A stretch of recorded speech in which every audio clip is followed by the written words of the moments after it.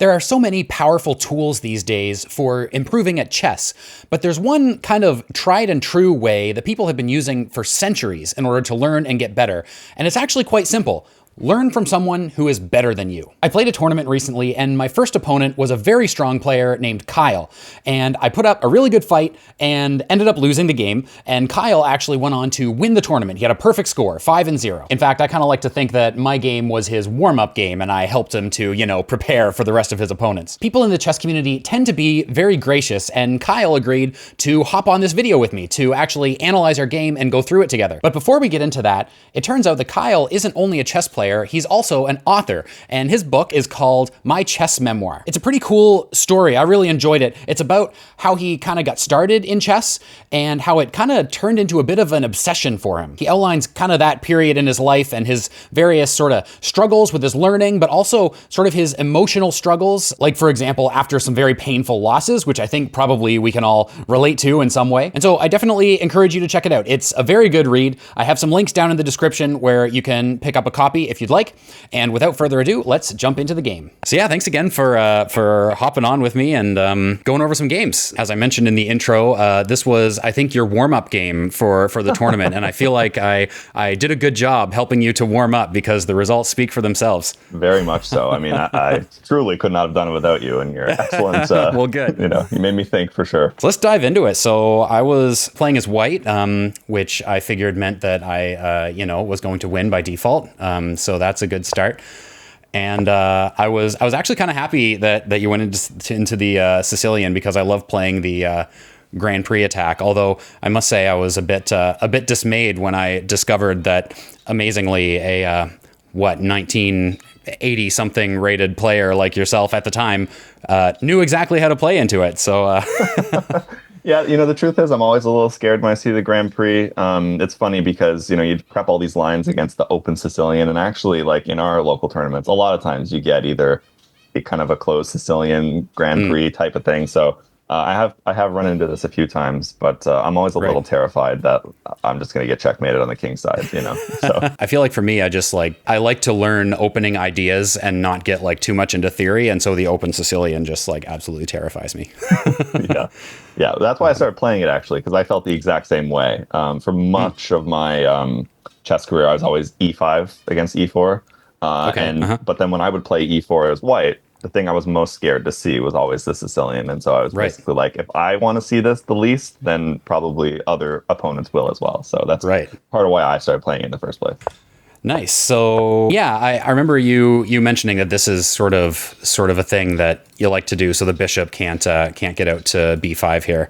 Yeah, exactly. It's a little like I don't know if that's like one of the main moves or not. I really don't know the theory super intensely here, but yeah, basically it's a very similar setup to the variation of the Sicilian I mostly play is the con Sicilian, and so you basically set up with the pawns on E6 and A6, bring the queen to C7. So it's kind of a familiar setup for me, and it has the added advantage of like you can't bring the bishop to B5, and then if you bring it to C4, even like I could just play B5 and hit your bishop. So it's sort of like already I feel like, kind of messes with a little bit of the sort of ideal setup you might get. So yeah, I like the setup. I don't know if it's like supposed to be good, but it's worked so far, I guess. Yeah, like this is where I was out of prep. So I think I played A4 because I was just thinking like, I at least want to get the bishop here. I don't want you to just get B5 in like for free, right? Yeah, 100%. I always hate seeing A4, so so it's good. It's the move I least wanted to see, I think. Yeah, perfect. Glad to find that one for you. I do something similar when as black, I often play like a King's Indian Defence, and sometimes if there's a pawn here and I push a pawn here, sometimes I'll do the C5, and then I often like sort of an A6 B5 kind of setup, especially against the English where there's a pawn here. And yeah, I also dislike A4, so that's part of the yeah, exactly. So you know exactly what I'm talking about. Yeah, it really quite effective at sort of slowing down my plan. It's amazing how much we can geek out over like one single little move in chess. You know what I mean? This is great. Okay, cool. So knight C6, bishop C4, pretty standard stuff. I don't know the Sicilian setups really well, but I feel like this kind of pawn structure just always looks weird to me. Yeah, but like that's pretty standard, right? I think so. It is a little weird, but super solid. You know, a lot of the Mm, sort of, I mean, a lot of the main lines, like my C pawn is traded, of course, in the open Sicilian mm, stuff. But it's a very typical sort of setup for the con Sicilian, where you don't have a lot of space, but you're sort right. of don't have a lot of weaknesses. You know, so it's sort of Mm, a little bit of a hunker down and then see what white's going to do, and then sort of try to, depending on what white does, attack wherever you sort of feel their weaknesses. So it's super solid. Yeah, I can see why it's a little weird, but it's kind of a, scoot everything up one rank. You know, my bishop's going to e7. I mean, ideally, my light square bishop's going to b7. But there are definitely a lot of lines where it ends up on d7 as well. So it's sort of like it's, a very like hunkered down, solid approach. It's like the bishop on e7 and d7, and you're not, you don't have a ton of space, but it's super solid. So, yeah, it feels like the bishops are like so trapped and not very active, but then like once things start to open up, I feel like they kind of just explode, right? yeah, totally. They very much come to life, but it does, even when I'm playing it sometimes a little bit, I get a little nervous. I'm like, God, I Right. feel so unambitious, I guess. But Right. it's you trust in the strategy of your repertoire a little bit with that. Right, right. Um, yeah, and then again, going back to, this A4 move we're geeking out about, but Yeah. it really does screw with my plan a little bit because what I'd love to do is just play B5 and then bishop B7. And then I have this nice bishop on the long square or on the long diagonal, but Yeah. now that's a little bit harder to achieve. So Awesome. So let's see what happened next. I got my knight out, pretty standard kind of setup. D3, of course, bishop E7, castles, castles. So I feel like at this point, I was feeling pretty good. Like, of course, it's just the opening, but like I feel like I have the setup that I want. I have the pawn structure I want. The one thing I don't like is I really like with the Grand Prix attack. I really like playing against like the fianchettoed setup. And I think probably that and avoid it. yeah, pretty much. It's again goes back to like my pawn structure where it's like so solid, Yeah. it's very unambitious, Right. but you don't have, because if I do play G6, you kind of have a target to force some lines open. So yeah, that's Yeah. one sort of feature of putting the bishop on E7. It's a little less aggressive, but it also kind of, it's sort of just like waiting for you to do something. It Yeah. sort of avoids creating a bit of a target. So yeah. I remember thinking for quite a while here, because the typical plan in the Grand Prix attack is to do something like Queen E1, right? And then either bring the queen here or here. And I feel like it still kind of works, right, against a non-fianchettoed setup, but it's just kind of different. So I wasn't sure like if that was the plan or if there was another plan here. I think I'm just looking at the database on the side here for a second. Like at my level, I think Queen E1 is still the move. At the master level, there has been one game in this position. Queen E1 was the move and black won. So, I mean, there you go. Yeah, I guess. But yeah, so that is what I ended up playing. But I remember had to think for a while to figure out whether that was what I wanted to do. Yeah, it makes sense. It's yeah, I mean, I think out of the opening, this is like a very well, to me seems standard. If there's only one game in the Mm. database, maybe not totally standard, but seems very normal. You've kind of got the setup you want. Um, it does make sense to play Queen E1. I guess the other really natural move would be to do something with your bishop, but bishop E3, I think, runs into knight G4, and then you're kind of wasting a move maybe, or Mm. trading off your nice bishop. You could consider bishop D2, but again, it feels a tiny bit slow because like you and I talked about, I think in our post game kind of little postmortem we did, like there's a lot of times you want to push F5 and move the bishop over to the king side in one go. So, ideally, like even though it's sort of like, well, complete your development, do something with that bishop, like it does make sense to get the queen over, because if you can avoid wasting a tempo with the bishop, like at least to me that made sense. Yeah, and I think my thought process was very similar. Like basically, if I'm going to just kind of give up on the typical idea of like pushing F5 and getting everything over to the king side and really trying for attack, then maybe something like bishop D2 would make sense and just like get developed and see what happens, kind of thing. But I guess I was like, well, I don't know. Let's try for this thing. See. Yeah, no, that totally makes sense. Yeah, then knight D4 was interesting. And I didn't foresee your move at all. I sort of I don't know what I think I was maybe expecting, because yeah, you gotta do something about the C2 pawn. either defend it or trade my knight away. But anyway, when you played this, I was like, oh yeah, like now you've got 2 hits on it. It's like, well, I can bail out by trading, but I was sort of like, right. I didn't really consider this move, and it seems like a very simple response. I don't know why I didn't consider it, but it seemed good. And so it's threatening to win a pawn, right? Because if you, I don't know, waste a move, then we have takes. Exactly. And so, yeah, like it seems like there's not much other than either take or go back and admit that I didn't see this queen f2. The other sort of tricky line to consider is the queen can be tempoed on that square with knight g4. So this can be tricky. So like the thing I was probably most afraid of here was if you just give up the c2 pawn and kind of try to get stuff moving the other way. So like queen g3, for example. Right. And then like if I play knight takes c2, you play maybe queen takes g4. Well, your knight's hanging right now. So give that up basically. Like I take on c2. Okay. Hang the knight, but then I get the rook in the corner, and so like materially, maybe that's okay. Like that knight might get trapped. But I kind of calculated this, and I didn't go much further. I've played a few games like this online where people give up the rook in the corner and basically say, "Well, I'm going for a kingside attack anyway. I don't even know if I need that rook." And I was a little bit afraid of like, basically like f5, and it felt like all your stuff pointed right at my king.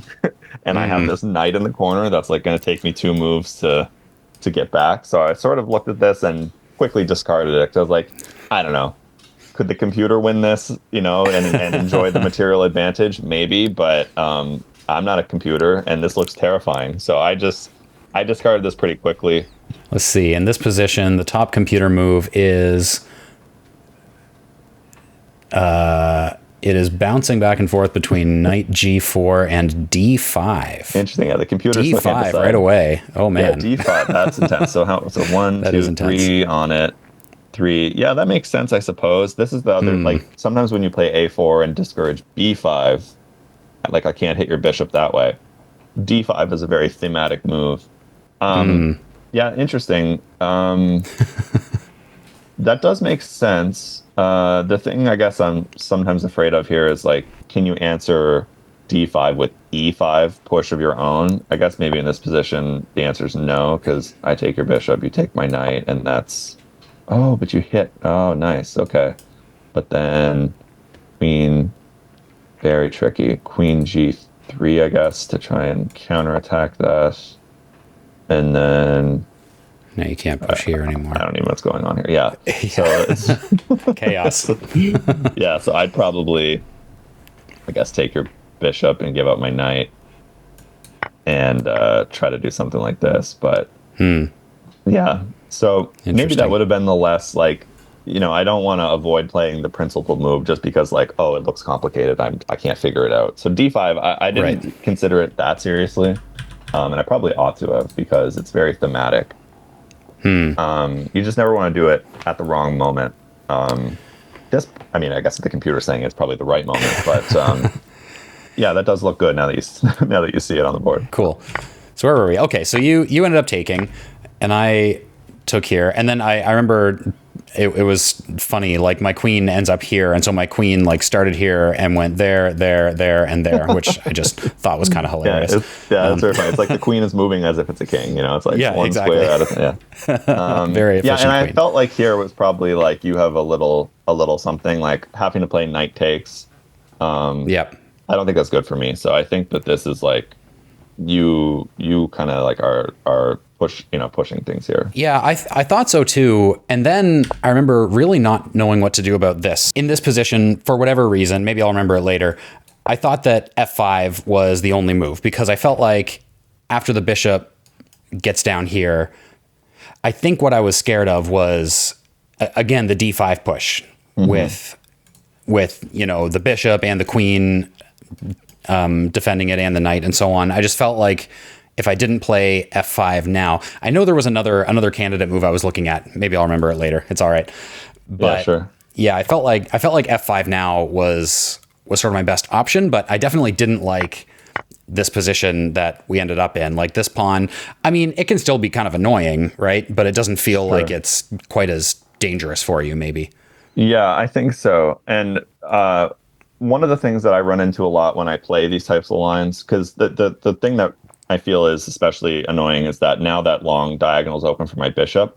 Like one thing that I run into a lot here is rather than playing f5 right away, people play like g4.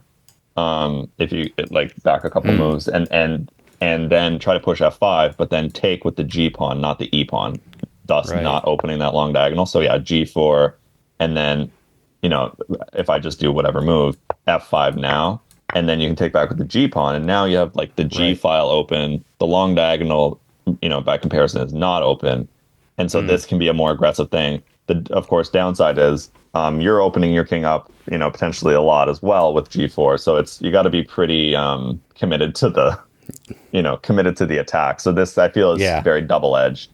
Yeah, for sure. But if I can get my king over to h1 and my rook over to g1, for example, yes, like it's a little bit slow, but if I can make that happen, then I feel like it's getting a little scary for you, right? Yeah, 100%, exactly. So, and then maybe you can induce some of these pawn weaknesses that you would like to see. Like, imagine you get the rook to g1, you can play bishop h6, that kind of stuff. So it gets tricky. So I do wonder if, like, the fact that you had to take back with the e pawn in particular, kind of gives me a little bit of life. Whereas if you have it set up so you can take back with the g pawn or a piece, but there's not really a good piece to reinforce f5 with right now. I would be terrified to play this as white. I would probably never play this as white. That's probably why I don't play the Grand Prix in the first place. But I think it's like a thematic, I guess. So it's something that's always on my mind as the Sicilian player, because I've gotten blown off the board in games like this. Right. The pawn storm and the king side aggression, it can be really hard to deal with. As black. Yeah, but also terrifying as white.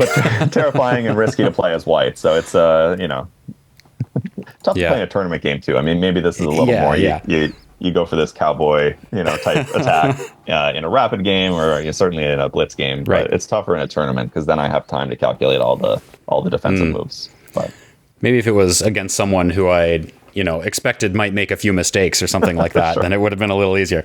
Makes sense. Yeah. Wow.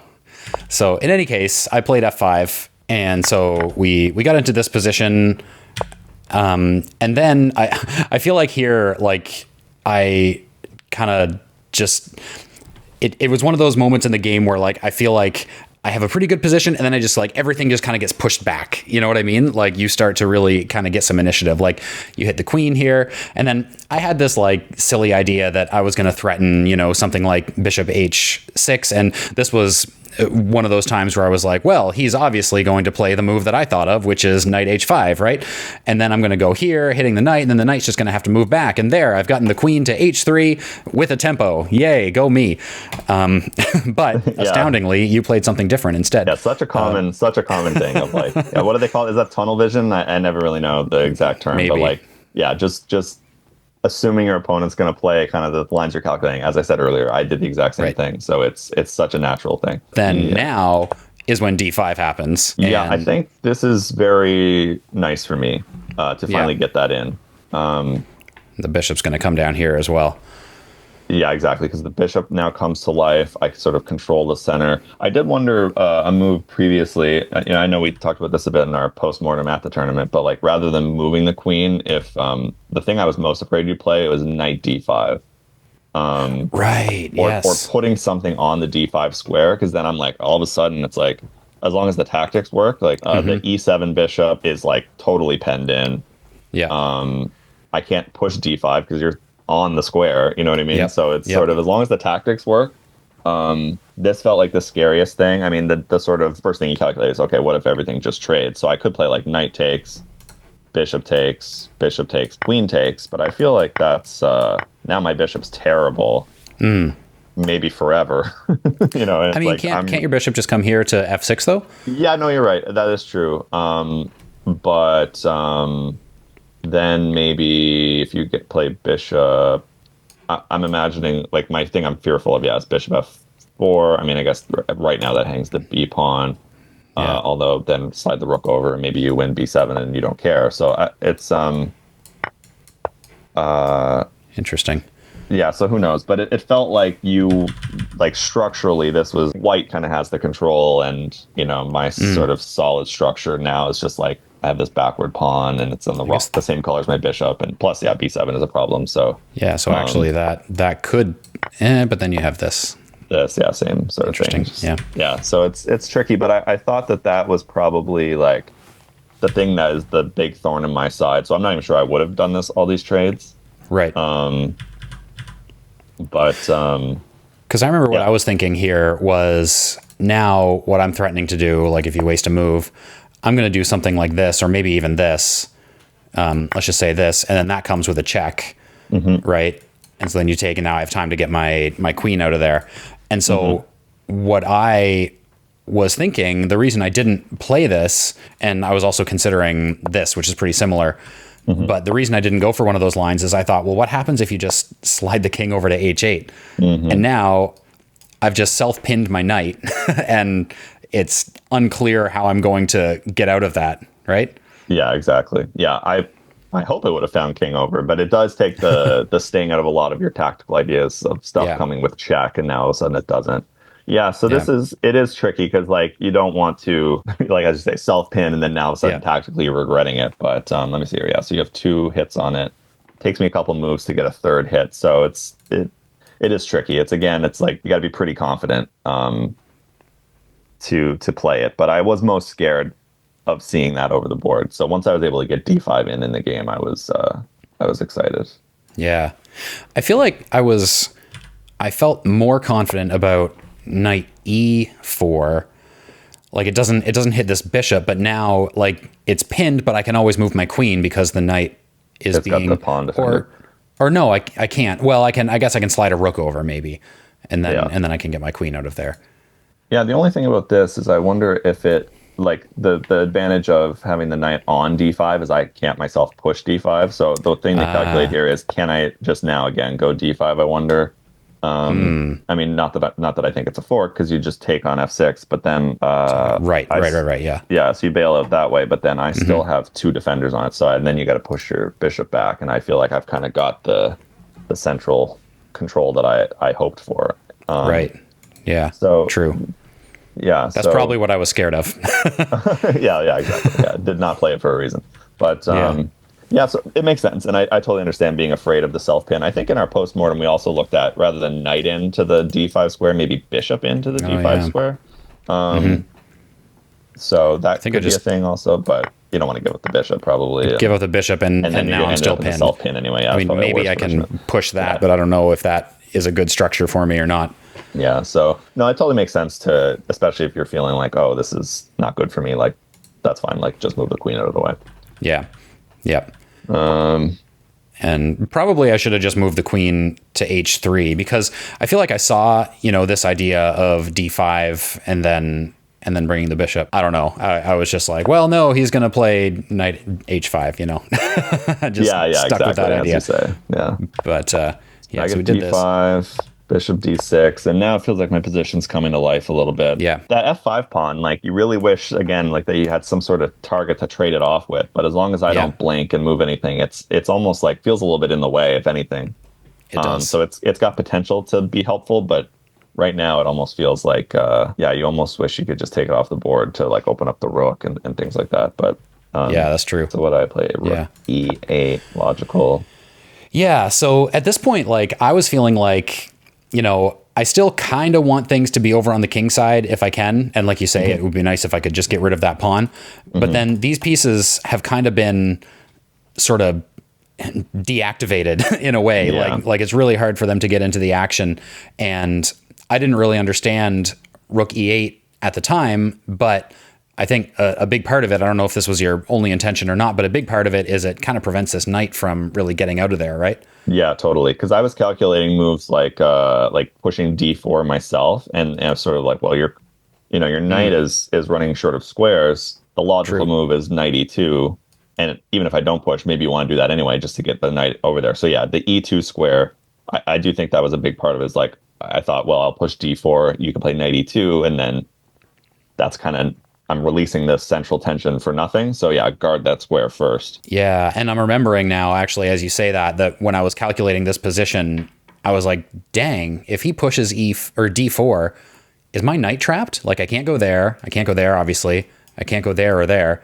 But, you know, it's not trapped. I can go back to one of these three very depressing squares. Exactly right. Yeah, your brain almost filters those out. It's like, well, I'm not putting it on one of those really bad squares, so that doesn't even count. But it's like, no, okay, it's still a legal move if I was really in trouble. But yes. Obviously, D1 is maybe not terrible just because you can kind of reroute a little bit to F. Yeah. F2, but the other ones, are a little, pretty sad. Sadder. Yeah. Although I suppose B1, even that, and knight back to D2, and then to F3. It's not a bad square for the knight. Maybe not horrible. Yeah. Yeah. But like right now, it's like the whole game, my bishop hasn't moved. I want to get my rooks connected, and like sticking a knight in the way as well. It's like it doesn't feel right. You can certainly envision it landing on a better square through some of those reroutes, but takes quite a few moves to do it. Yeah. And so that's the thing. It's just like it can work, but it's I'm happy to see it just because it's slow, basically. What did I do? Finally got my bishop out, and basically, like, I still have this slim little bit of hope that I might be able to get a kingside attack going. So I'm thinking, like, if you take, then that activates this rook, and now I can like slide it over here. Maybe in some world I'd put it on h4. And then, like, you know, bring the queen over here or something. I don't. Well, I guess I don't bring it here because of the knight. But yeah, so probably I bring it to h4, move the queen over here, and try to do something. I don't know. Get some pressure that way. No, it does make sense. Yeah. Once I got d5, I'm trying to also figure out, okay, what's my counterattack? What are my winning chances? I didn't mind bishop f4 just from my bishop is really eyeing so nicely, like, so challenge it. I guess I wonder, I'm sure you considered bishop g5 here also, which looks a little bit annoying. And I guess you're saying you were hoping, like, to kind of put it on the square where maybe it'll trade and you'll get more stuff headed towards the king side. That was part of it. I also, like, I liked the pin on the knight, but I didn't like just bishop back to e7. Yeah, just undoing the pin and then, Yeah, because why didn't I like that, though? Like, this is probably not so bad. I guess this bishop is undefended, so if you can somehow get a discovered attack in by moving that knight, you know, like if the queen ended up there and you did something like that, maybe in some world. Of course, now the queen is defending. Anyway, I don't know. Maybe that was probably part of it. Yeah, I feel like it just didn't feel like it did me a lot of good. Like h6 can come in at some point, and it's like not accomplishing that much. Yeah, I think that probably makes sense. But funny enough, I moved the bishop here. And then we'll talk about this move. Like, you move the rook up, and then I was like, oh, well, now I have an opportunity to go bishop g5. Yeah, there is no bishop e7. I think, like, bishop e5 is what you played, and I think if you didn't have bishop e5, this would have been like a really killer move, actually. Yeah, no, I like, it happens to work out because of bishop e5, and I think I did anticipate, like, that it will be my response to bishop g5. However, I really regretted this rook move. My thought was basically, I don't want to take your bishop for the very reasons you listed. It's, I would like you to take me so that I can activate my queen. And so my thought was, well, I'll sort of, ideally, I'd love to double my rooks on the e file. So let's get started. And then if you take on d6, I take with my queen, and my rook on e7 is sort of already, lifted up. So, like, this will be a useful move later on. But I think this is a bad move. Like, I feel at this point I've coughed up some of my, like, if it's like equal-ish or black has a slight something, like, I feel this coughs up some of the advantage because it just, that rook is so awkward on that square. And it took me a really long time to ever get out of that. And it's just, it's really ugly because it ties the bishop down. I mean, e5 is a nice square for the bishop, but it's sort of like, can't ever move. And if I ever let you take on f6 without being able to take back with a piece, like, now you're really cooking. You open up my g file, and I'm in I'm in some trouble. So no, I really regret it. I think it's probably maybe my worst move of the game, rook e7. It's one of those. It's like, oh, it makes sense again if you do the thing I want you to do, which is take my bishop on d6, but you don't have to, and you found the exact move to punish rook e7. And it is the engine move as well, bishop g5. Yeah. So minus 3.3 down to minus 1.8. So you're still you still have plenty of advantage, but you're right. Sure, The engine doesn't like it. This is if White's going to come back in the game, like this is how it happens. So I regret that move for sure. Yeah. Yeah. So cool. so bishop g5, totally logical. Yep. And then bishop e5. And then bishop this is where I was so scared of this move that you were probably never actually going to play, which was bishop takes c3, because I just didn't like that after bishop takes c3 and b takes c3, now my bishop just feels like it can never get back over onto the king side, which is not like entirely true. Like it's kind of still like eyeing this diagonal if things ever kind of open up. But like if I try to open them up with c4, then you can always just lock things down if you want to. And I don't know, like it just, I was so terrified about this possibility.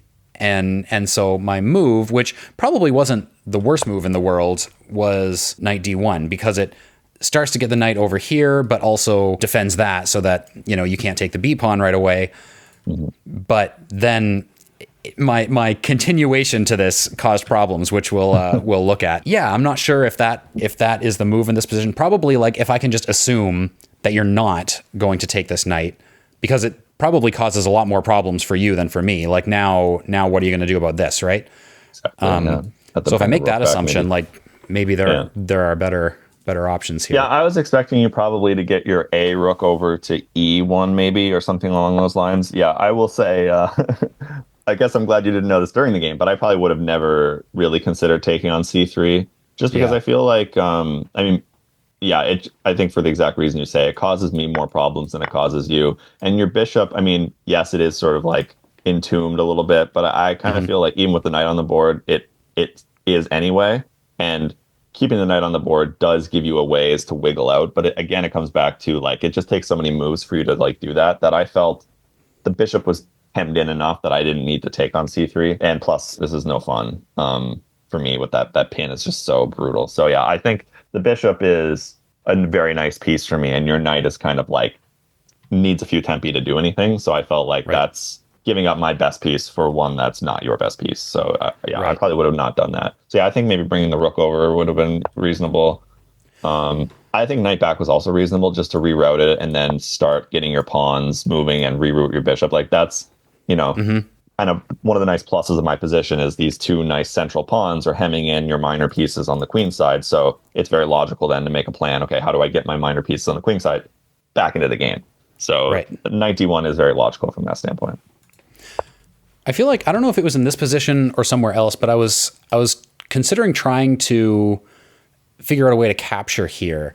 I guess like back in this position where I'm pinning this knight, now I'm hitting that twice and you're only you're only defending once, really, because the knight is pinned. Exactly, yeah. And so I guess that's part of what I'm threatening here, but then this bishop move, as a bonus, like being able to, defend this knight, it also adds another defender to this pawn. So I just couldn't quite make this work. Bishop e5 really just sort of covers all my problems.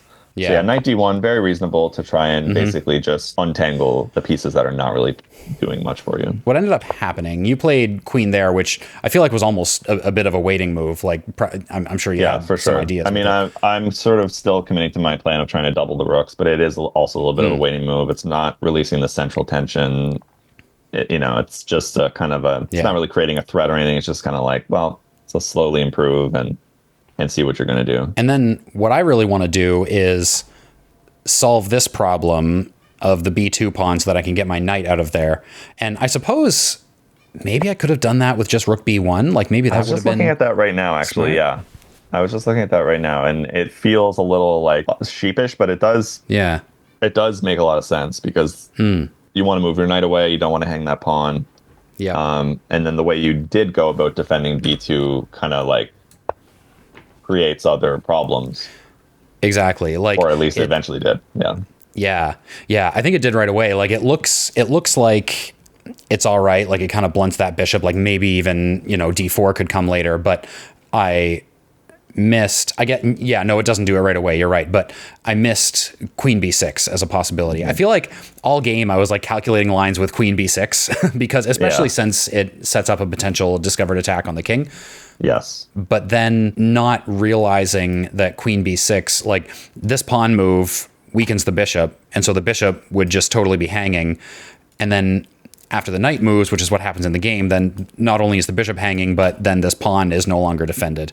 Exactly right. Yeah. So it's in hindsight, yeah, rook b1 is sort of like feels a little bit of a concession or like a slow move, but it does sort of solve, like, none of my tactics I eventually get would be really happening if that were if the rook were on b1. So yeah, I do think that was like a reasonable alternative to consider also. Yeah. But I mean, I definitely wanted to get that bishop out of there, like maybe bring it down here and push, or once the knight was gone, like bring it down to d1 or something like that. So I think it felt like a move that was solving multiple problems at once. Yeah, no, 100%. I think causing problems. Yeah, I think there's actually nothing really wrong with it, especially I think if you play bishop c2 first while the b pawn is still guarded, you know, then the tactic I end up getting may also be fine. So it might have just been like a totally fine plan, just the move order ended up working out nicely for me. I don't think either of us were particularly in time trouble. No, which is nice. For me, 20, at least. That's... Move 20. Yeah, no, we were both around like 20 to 30 minutes left on the clock, so not too bad. Yeah, that's one of my bad habits in chess is I do like to get in time trouble. So I was happy it's one of my things I'm really trying to work on is like better time management. So I'm happy to hear you say that we both did okay with that. I just yesterday, I think I won a lost game because I had so much more time than my opponent. Yeah. The clock is a piece. Yeah, 100%. So let's see. You doubled up your rooks as planned, and then I'm like, all right, let's get my knight into things, and then of course this happens, and this is where like part of me is like, let's just not even bother looking at the rest of the game because I feel like it was just kind of not that great from here. It all kind of fell apart, but there were definitely some interesting moments and some things I could have done.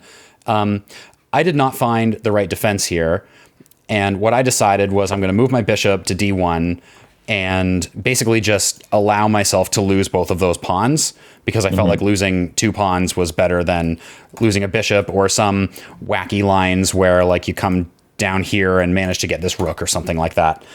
But as we discussed afterward, I think rook a3 actually saves the day here.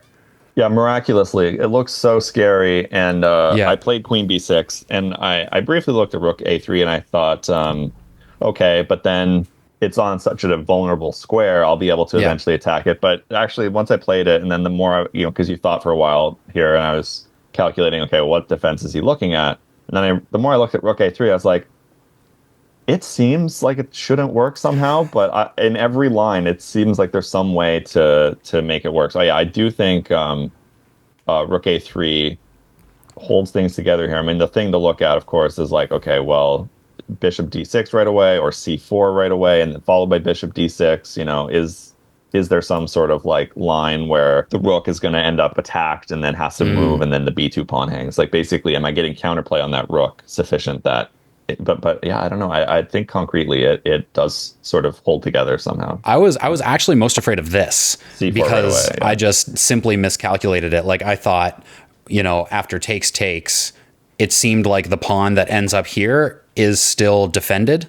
Like, in my head, looking at the board at this stage, when in fact, after push takes, I can actually, I mean, I guess I wouldn't have to, maybe I do have to. Anyway, I could take that. I guess this that pawn is hanging, but then you visualize it. Yeah. Yeah, that's but then I have this. And then rook b, that is no fun for me. Yeah. Yeah, so exactly. So I think that's good. I was actually not expecting you to even take on c4, but although now once you see this line, it's like, okay, maybe that would have been good and fine. But I was more afraid of if I push c4, you were going to push d4 and counterattack my bishop. Right. And then, although now that I say that, if I just go bishop d6, and then is there a5 Stockfish here? says it's +1 here. Bishop takes f6. Oh, right, because I'm undefending that. Interesting. Okay. Woof. Okay, I was not. Now here, I thought there might be scary things if you give up basically the rook, but if I take the rook, so if I play bishop takes a3 now, am I basically like getting mated, like queen g4 type of stuff? Yeah, like don't even take the rook, because I calculated, yeah, if you play bishop takes e7, my bishop on a3 can come all the way back and it's fine. But if you ignore that and just go for mate like this, Right. I was a little bit nervous. I guess I have to play g6 is forced, and then queen h4, trying to get in on the dark squares. So your bishop can't really get back. Yeah, in bishop time. can't get back. I guess the only move is probably move my bishop, maybe play like bishop d7, with the idea being, now if you play queen h6, my queen takes your your bishop. Yeah, I see. Yeah, but if I play Interesting. bishop d7, Oops. you don't necessarily, exactly right. You don't have to dive right in, Yeah. and now that's guarded, and now it's like, oh my god, like what's even happening here? So I sort of was like, even that line where it looks like the rook is being tempoed and has to move away. But if you ignore that, and as we were saying, you have to be pretty brave to just say like, take my rook. But the complications on the king side feel very tricky. So who knows? Yeah. I think rook a3 would have been, would have probably Would have been better than moving the knight right away for sure. And then even after that, so knight f2, and then even still. Oh yeah. Rook a3 yeah, here. rook a3. Yeah. That's right. But anyway, so bishop back, and then now I'm turning my pressure into actual material, which is nice. And then So let's see. I moved the rook just to, to defend this pawn. Like it's already defended by the knight, but I figured like my only chance at this point was to try to get this knight mobilized. So you don't want it tied down to guarding the d3 pawn. Exactly. Try to put some pressure here, see if I can exploit this pin. Like I just didn't see anything else for me. But then of course, bishop d4 is a very simple solution. Queen g3, partly, like I feel like this was a pretty decent move actually. Like it defends the knight, and then it also like potentially sets up this little trick. Yeah, even more for that reason. I was like, once you played it, that's another move I didn't really consider. I just thought probably, although I have a lot of heat on e1, I was going to say I expected you to step your king over maybe or do something else. But then if I take on f2, things get a little tricky. So no, queen g3 makes sense. And then once I realized, you're threatening bishop h6, and this is the exact type of thing I don't want to be allowing. So I just went bishop back. I was like, nice move. I didn't see that. Well done. Good job. Let's try this again. And then actually, I don't know if there's a big difference, but I thought maybe, I think you played queen back to h3. I wondered if queen up to h4 was a slightly tougher, because now you're like kind of upping the pressure on f6, and it has the added bonus, although I know you said you sort of didn't realize the a pawn was hanging, but it has the added bonus of laterally guarding the a pawn. So yeah, good point. That might have been like I was most afraid that you're playing that, and now like I've moved back and forth, but your queen's at least on a better square. And I was probably starting to use quite a bit more time at this point. Yeah, I have like 4 minutes left on the clock now. Although to be fair, I think you only have 9 based on what I'm seeing here. So we're both kind of down to the wire. Yeah. But let's see. So queen h3, queen h3, and then takes there. Just move the rook over, hitting the queen. And now, this pawn is still just defended by the knight, plus the knight is pinned. Feeling pretty cramped, not a lot for me to do. I finally move the king over at this point. And it's nice that the bishop is here kind of blocking these rooks. Oh, I guess you're not going to trade off your queen for the knight anyway. But I guess earlier when the bishop was here, it felt like, using the rook and then having your rooks come in. Crash down on e1. Yeah, exactly right. Yeah, so felt like a sad day. So then what do I do here, bishop? Yeah, basically, and I think this loses a pawn, but the tactics work out. Like basically, I'm up enough material that I feel like even if I had to lose a pawn cleanly, it's sort of like just trade it off, because the only way I'm probably losing this game now is if your attack breaks through and my king gets opened up. So I was like, just try to liquidate a bit. Even if you do take on c5, that my activity with my rooks is probably going to be enough that I'm not going to miss that pawn. And I miscalculated this line because you did play rook e1, and I think I didn't realize until this moment that I couldn't just simply bring my rook back because now it's hanging. Yeah. So wherever it was that we had to figure this out, I guess, here. I'm pretty much forced to take, I guess, because otherwise it's tough. you're going to get something. Take on f6. I don't think it was. So it was probably here then. It was probably like, am I getting greedy trying to grab this pawn? Take rook down and then rook back, and then it's like, oh yeah, you can't. Yeah, it's funny. It's funny the little like tactical things you do wrong in these games. Like my first calculation was, and I'm talking about myself, not you. I hallucinated here that if you took rook takes c5, I thought I'm going to play queen d4 and I'm going to fork his knight and rook. And then when you played it, I'm like, what am I talking about? His knight's not hanging. Unless there's some sort of back rank craziness. But yeah, in my mind, I was like, that's fork. Awesome. Oh man, that t-pawn's not even hanging. And then you played it and I was like, oh, like I need a cup of coffee or something. Like, right. So it's funny, like the hallucinations we do in our mind. But thankfully, it's, I didn't like stack a piece to get this tactic. It's just like, okay, it's a pawn, it's fine. And it ends up working out, I think, anyway. But that was what I had intended. And then I realized, okay, that's stupid. It doesn't work. But yeah, rook down is good because that rook is hanging. You can't take it because of back rank mate. And even if you step the king over, it starts to get a little dicey because I'll probably just take it. Is that what happened? No. Or that's what happened. Yeah. Oh, and I feel like, exactly. I guess I thought, I take it and now my king is kind of defending, like, here, this is the position we got to, and I kind of felt like, okay, my king is preventing this rook from like rook's getting not in playing right away. Rook e1 back rank mate, like it's sort of you're getting out of it a little bit. But then of course you just played queen e3, and this is where I resigned. It's so like it's just so convenient. The queen is guarding c1, because you'd love to bring the rook back and guard that. The back rank, but you can't. So that was the end of the game. But it was certainly lots to think about and instructive for me, especially like not seeing the d5 push earlier in the game. That's like a really good lesson for me. Like always be looking for that push because, it was, I think like when you played queen f2 a couple moves earlier, like I traded.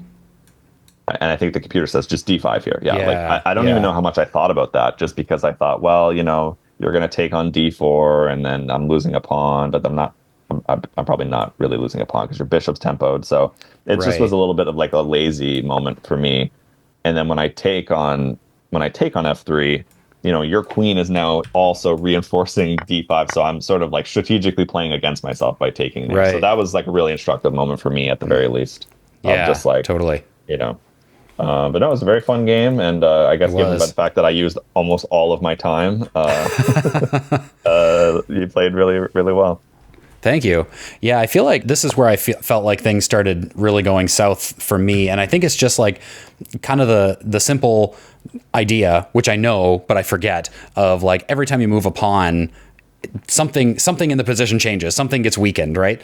And the fact that now this bishop is hanging, not that it's being attacked by anything, but it could very easily be hanging, is kind of a dynamic that I just simply didn't see. I think, when you're in a position like this and, you're a few hours into it, there's a lot going on. Like I'm thinking more about like, how can I make this bishop more active? Like, how can I solve the problem with this pawn so that my knight can get off the back rank so that I can, get the rooks defended. So it's like, haha, this works because then I can move out there and I can move out there and everything is fine. And just completely missing that. Oh yeah, that weakens the bishop and that is going to end up being a problem. So definitely a good, reinforcement of something like that for me, for sure. 100%. And I've lost probably dozens and dozens of games for the exact same thing. It's just like, I don't know, there's a lot of stuff to keep track of in a game of chess, and you're worried about like, what are my tactics on the king side? Where am I eventually going to put that knight to create a threat? I don't know. It's the kind of thing, especially late in a tournament game, where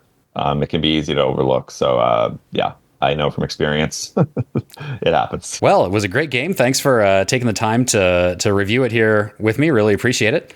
Absolutely. Happy to do it. And there you go. I hope you enjoyed that game with Kyle. I know I always find it really instructional to kind of get someone's perspective who is much better than me at chess, like much more experienced, has done a lot more, has improved a lot more, and kind of getting their perspective, their thoughts on the position. I always find that I pick up and learn a lot of kind of little things that you might not get from like a course or a book or something like that. Just kind of that personalized experience for the actual position that you ran into. And speaking of books, don't forget to check out Kyle's book, My Chess Memoir. The links are in the description below. Like and subscribe if you enjoyed this, and and leave a comment as well letting me know, did you enjoy this kind of format of video? It's a little bit different from the other ones that I have on my channel. And I will see you on the next one.